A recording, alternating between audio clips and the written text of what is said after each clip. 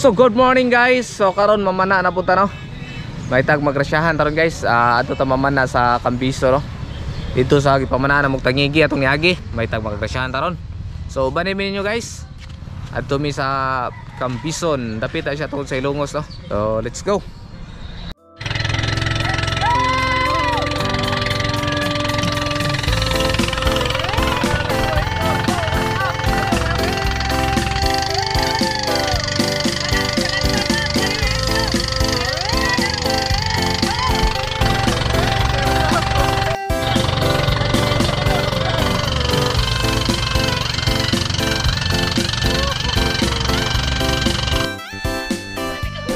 Idol, ada na yung abot na Mr. Spot no. Skip chat. Dati pa na itong na dahil skip chat man. Okay po, so may tag mga timing meron. Okay, nabot man naman sa condition ka to. Dugas kalihog ka rin pataan. So what's up guys? Ito na. Ano ragi?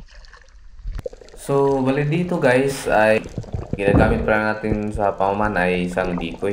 At ayun nga, naihulog natin. Hindi lang natin na kunan ng video. So ang gagawin mo dito guys, kung hindi ka pa nakasubok nito, ay sinusundan lang po namin yung decoy.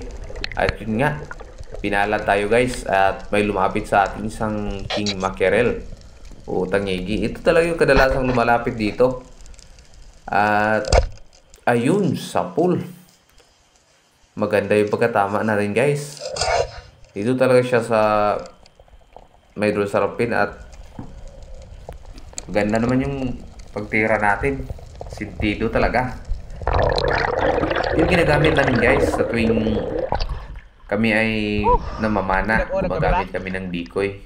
Ito kasi yung pinakamagandang paraan sa pamamana namin. At yun nga, hinila na natin yung isda.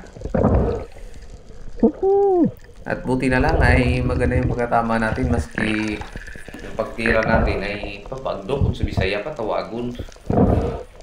Okay po siya guys.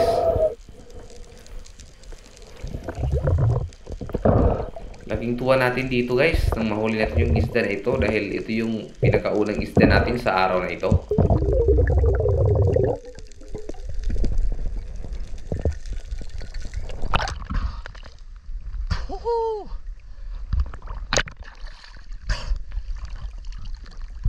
Lord.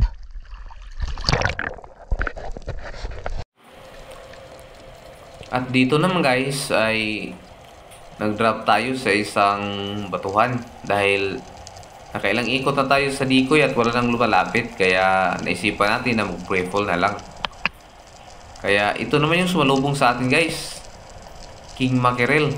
3 piraso pa ito. Yung isa dumaan na at ito lang yung pinili natin, baka hindi pa tayo makatira. Dahil ito yung pinakamalapit guys.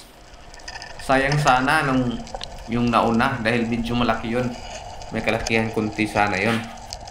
Pero okay na rin to guys, kaysa wala tayong matira. Kasi ilang beses na ako naka-experience ng ganyan. Pili-pili ang pinakamalaki, kaya ayun tuloy. Hindi ako nakatira, kaya sa pagkakataong ito, hindi ko na hinayaan yung pagkakataon na yung chance na makatira tayo. Kaya ayun, maganda yung patama natin at good size naman yung isda, around 2.5 kg yata yun.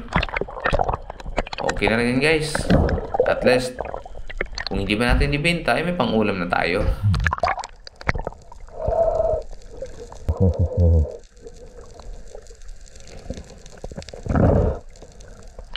Okay po mga lods. Good holding shot ya po sila.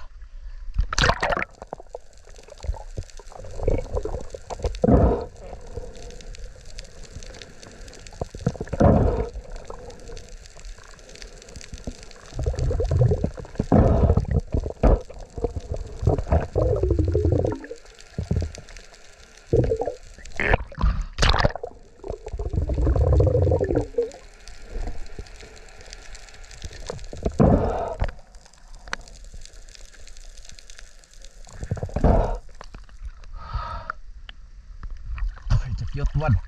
Okay na po na pasudan.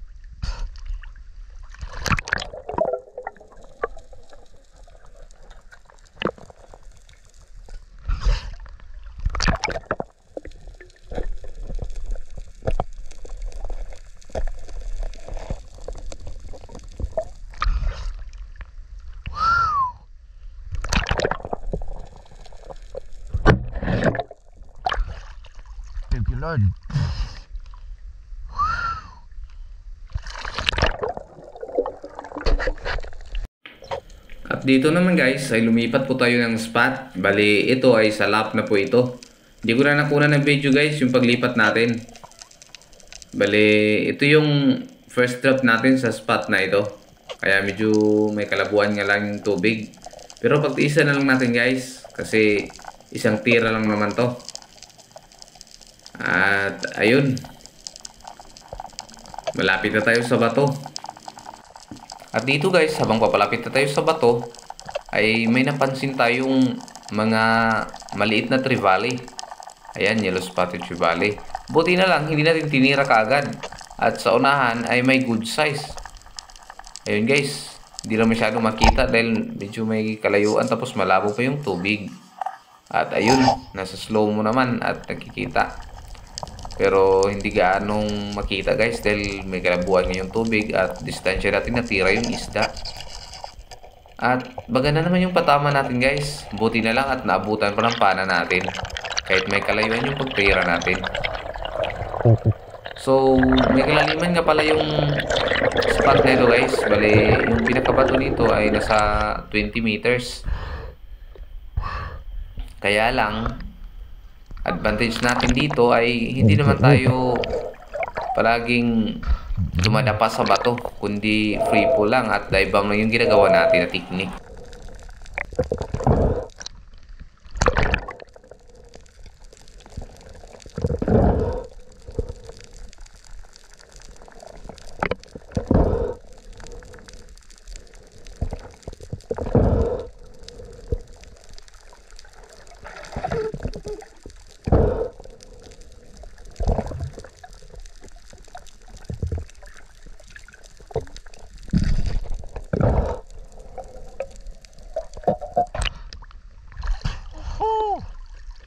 Thank you, Lord.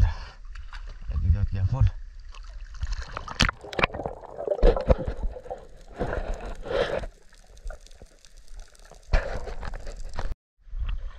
Okay, boleh daw.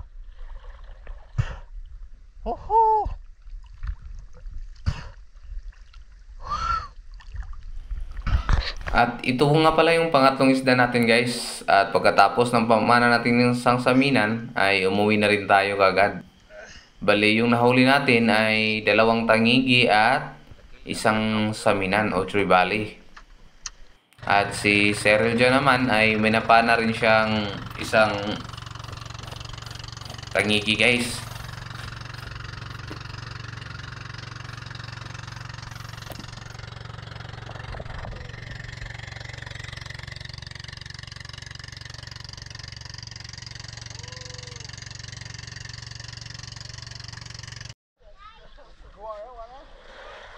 Mga lods, masyahan niya po na rin.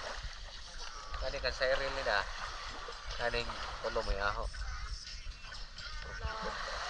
Wag igo do, sakay go. Masyahan niya po, masyahan. Lalas. Lalas pero lalas. Okay. Masyahan niya po. Si Idol, shout out Dol. Madol. Aray, masuk ka na. Okay. Diretso ko sa ito, balik ka kita. Guys, tinuwa, kinilaw, tangigi. Ay, tinuwa na. Awa na, ako nagibungkag. Ibungkag. Beto, tilawag, okay ba ni? Muna mo na. Katog iceberg. Okay. Kaya pag ang luto ito. Okay po dar. Ngay, mga kantanin to. Kalimot ko naman, di ko hapiton kanina di eh. Ano man? Basta dito mga kamot tog nga dito, mahibaw ra ni mo niya. Ang sa to. Secret lang siya karon kay basig. Iso na musul dito manira pa lang to noon. Ugma na to Mada. Well, secret spot dahil po nga dagan kay Bao. Wala Sprite. Ang luya na yan. Wa. Uy. Okay po sa Bao ay. Nay, mga kanta na eh. Nay. Among gituwag ulo kay taon-taon min sila manay. Bali. Bukan pa may buntag sa akong. Mga magkapoy ka sa may kuwag isda.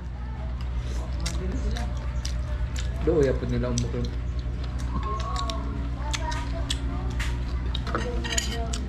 Sa managat di magkaulog taro after pas mo.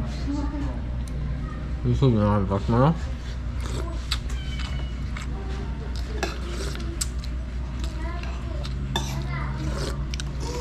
Sabi ka higop sa baw guys, basta ka nang gikan ta mamana eh. Oh. Kastilan. Shush.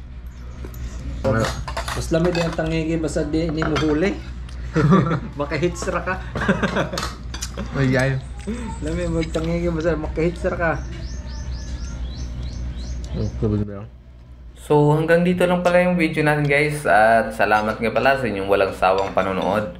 At sa mga bago pa rin din sa aking channel, ay huwag niyong kalimutang mag-subscribe at pakihit na rin po ang notification bell para lagi po kayong updated sa mga bagong video ni upload natin guys. So thanks for watching!